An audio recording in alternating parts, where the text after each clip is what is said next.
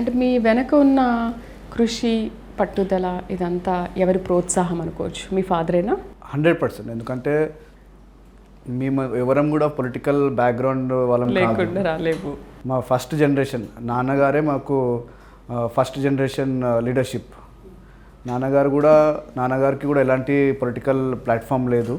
నాన్నగారు స్వయంగా ఆయన రాజకీయాల్లో ఇంట్రెస్ట్ ఉండి అప్పుడు రాజీవ్ గాంధీ గారితో చాలా అంటే వాళ్ళ లీడర్షిప్ నచ్చి రాజీవ్ గాంధీ గారు ఒక ఐడియాలజీ నచ్చి ఆ టైంలో రాజీవ్ గాంధీతో పార్టీలో జాయిన్ చేయడం జరిగింది. అదేవిధంగా అప్పుడున్న పెద్ద నాయకులందరితో కష్టపడి పనిచేసి, అంటే ప్లాట్ఫామ్ ఉండి రాజకీయంలో పనిచేయడం వేరు, వితౌట్ ప్లాట్ఫామ్ రాజకీయంలో పనిచేయడం చాలా కష్టం. కానీ నాన్నగారు చాలా సిన్సియర్గా, డెడికేటెడ్గా, నాన్నగారు కూడా యూత్ కాంగ్రెస్లో నగర అధ్యక్షుడి నుంచి స్టార్ట్ చేసి మొత్తం 2 సార్లు ఎంపీగా కూడా ఎలక్ట్ కావడం జరిగింది.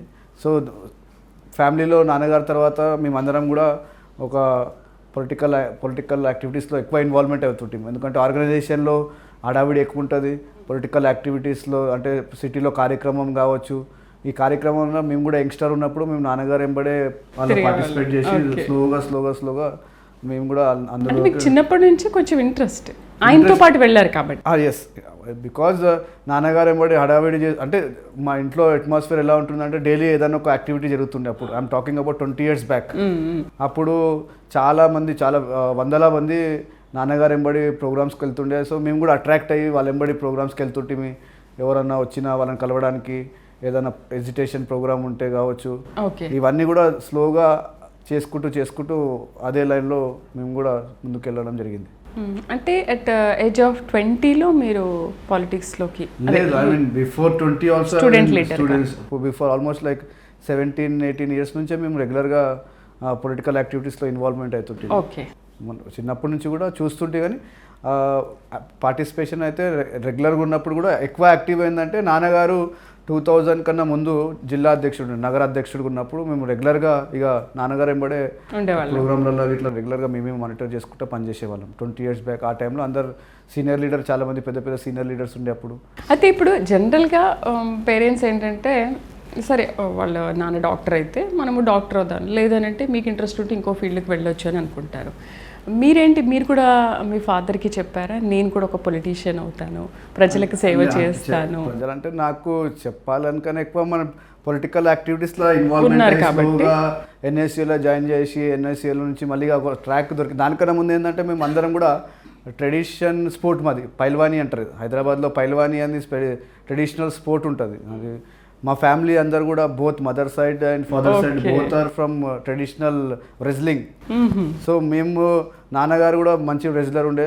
దాంట్లో కూడా అంటే మా ట్రెడిషన్లో మేము ఆల్రెడీ ఇన్వాల్వ్మెంట్ అవుతుంటే, పిల్లలు ఎవరున్నా కూడా మాకు కంపల్సరీ అఖాడాకి తీసుకెళ్ళాలి, తాలీం చేయాలి అని బేసిక్స్లో కంపల్సరీ ఉంటారు. సో బోత్ మదర్ సైడ్ అయినా ఫాదర్ సైడ్ అయినా కూడా స్పోర్ట్ ఉండే. సో నాన్నగారు దాంట్లో కూడా మాకు చాలా ప్రిన్సిపల్డ్గా మాకు ఒక స్పోర్ట్ని కూడా మాకు చాలా ఎంకరేజ్ చేసేవారు.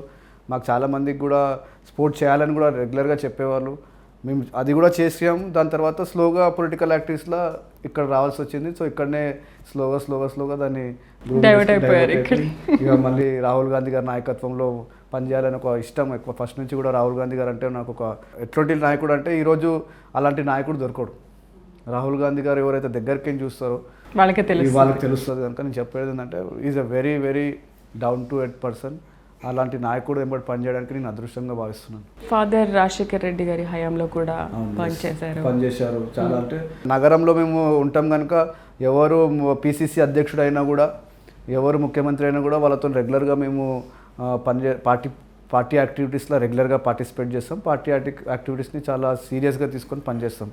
దగ్గర నాకు తెలిసి నేను ఒక 8 to 9 పిసిసి అధ్యక్షులు వెంబడి పనిచేయడానికి అవకాశం దొరికింది. ఆల్మోస్ట్ 8 to 9 పిసిసి అధ్యక్షులు గారు అంటే ఎంఎస్ సత్యనారాయణరావు గారు, కేశవరావు గారు కావచ్చు, అట్లా డి శ్రీనివాస్ గారు కావచ్చు, వీళ్ళందరితో కూడా నాకు పనిచేయడానికి అవకాశం దొరికింది. వాళ్ళందరితో కూడా నాకు వ్యక్తిగత సంబంధాలు ఉన్నాయి. అట్ ఈస్ అగైన్ నాన్నగారు ఉన్నందుకు మాకు కొంచెం పనిచేయడానికి అవకాశం దొరికింది. వాళ్ళు అందరూ కూడా యంగ్స్టర్లను ఎంకరేజ్ చేస్తున్నారు. నేను యాజ్ యంగ్స్టర్ ఉంటే నన్ను కూడా ఎక్కువ అవకాశం ఇచ్చి ప్రమోట్ చేస్తుండే. ప్లస్ ఇప్పుడు గతంలో కూడా మనం చూసినట్టయితే ముఖ్యమంత్రి రేవంత్ రెడ్డి గారు కూడా మాకు చాలా నాలాంటి ఎంతోమంది యూత్ని ఎంకరేజ్ చేస్తుంటారు. ఈరోజు మనం చూస్తే భారతదేశంలో ఎక్కడ కూడా ఐ మీన్ చాలా కాంగ్రెస్ పార్టీలో ఏంటంటే చాలా మందికి అవకాశాలు చాలా తక్కువ దొరుకుతాయి. కానీ ఈరోజు మన తెలంగాణ రాష్ట్రం ఒక రోల్ మోడల్గా మొత్తం తెలంగాణలో జరిగిన ఒక యూత్కి ఎంకరేజ్మెంట్ ఎలా ఉందంటే అది వేరే రాష్ట్రాలలో ఎగ్జాంపుల్గా సెట్ అయిపోయింది. ఇప్పుడు ఇప్పుడు నాకు రాజ్యసభ ఇచ్చాను, వెంకట్ బల్మూరి ఎమ్మెల్సీ ఇచ్చారు, అదేవిధంగా చాలామందికి చైర్మన్లు ఇచ్చారు. వాళ్ళందరూ కూడా యూత్ కాంగ్రెస్ ఎన్ఎస్ఏ బ్యాక్గ్రౌండ్ నుంచి వచ్చిన వాళ్ళందరినీ కూడా ఇమీడియట్లీ వాళ్ళందరినీ కూడా అకామిడేట్ చేసిన స్టేట్ ఏదైనా అంటే అది మన తెలంగాణ స్టేటే. అది దట్ అగైన్ రేవంత్ అన్న గారికి మళ్ళీ లీడర్షిప్కి అందరికీ కూడా వీఆర్ ఆల్ థ్యాంక్ఫుల్. మీరేంటంటే